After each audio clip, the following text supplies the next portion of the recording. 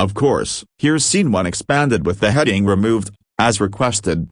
Terminal 3 buzzed with the usual chaos. Boarding announcements echoed through the air, rolling suitcases clicked against the floor, and tired travelers shuffled past coffee stands and departure boards. Armin adjusted his sleek navy blue tie and glanced at his watch. His flight to Istanbul was boarding in 25 minutes. Beside him stood his 11-year-old sister, Zoya, clutching a stuffed keychain in one hand and nervously twisting her bracelet with the other. She had insisted on coming to the airport to see him off, even though their mother thought it wasn't necessary. But Zoya had been unusually quiet on the drive over, and no riddles, no jokes, none of her usual talkative energy. "You packed the biscuits, right?"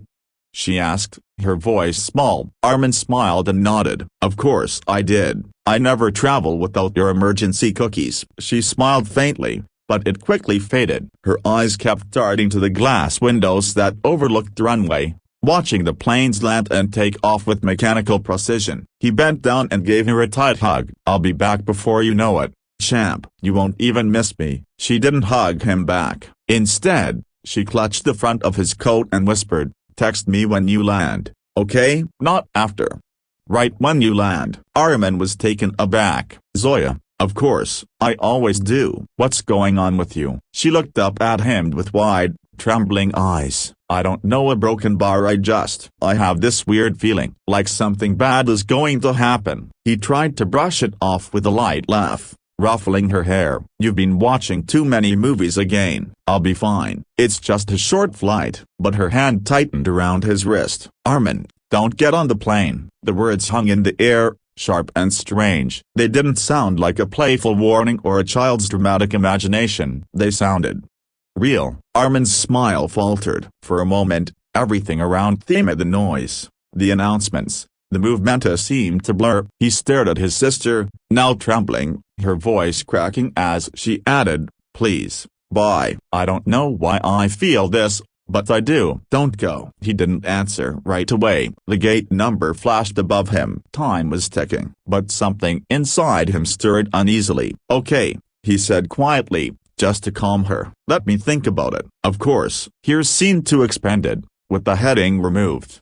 Armin stood near the large glass windows at Gate 14, watching ground crew move with robotic precision as they fueled and inspected the plane. His boarding pass was already tucked inside his passport, and yet, he hadn't moved toward the line forming near the jet bridge. His phone buzzed again. He expected a work reminder or a message from the airline, but instead, it was Zoya. "Greater than I'm sorry if I scared you, but my chest still feels tight. Please, bye, trust me just this once." He read the message twice. It wasn't just fear. She wasn't being over-dramatica. He knew his sister better than anyone. She could be emotional, yes, but this wasn't that. This was different. Armin sighed and ran a hand down his face. He had an important meeting in Istanbul, one he had prepared for months. Investors were flying in, and his name was printed at the top of the presentation folders. Still, something gnawed at the back of his mind.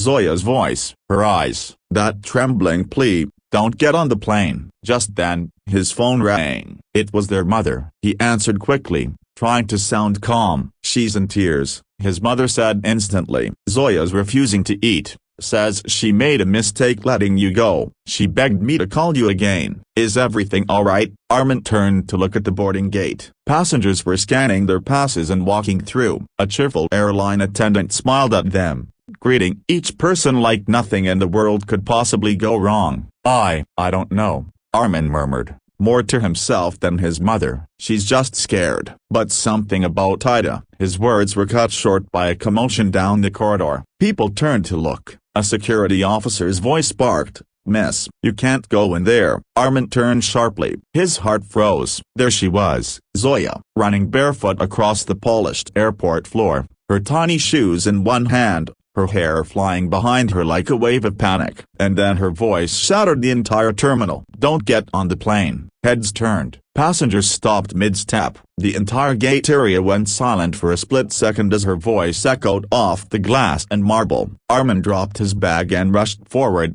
his heart hammering in his chest. Zoya reached him just before the security guard did. She threw her arms around him, sobbing uncontrollably. "Bye, please." "I saw it. I saw the plane in my dream. It was on fire. It exploded in the air. I felt it. It wasn't just a dream it was real." He held her shoulders, breathless, stunned. "Zoya, how did you even get here?" "I don't know," she cried. "I just ran. I couldn't let you leave. Please listen to me, please." Security caught up and tried to separate them gently. "Sir, she can't be here." She breached a secure area. But Armin didn't let go of her. His pulse thundered in his ears, and the world around him seemed to slow. He had a choice to make, and suddenly, the most important meeting of his life didn't feel so important anymore.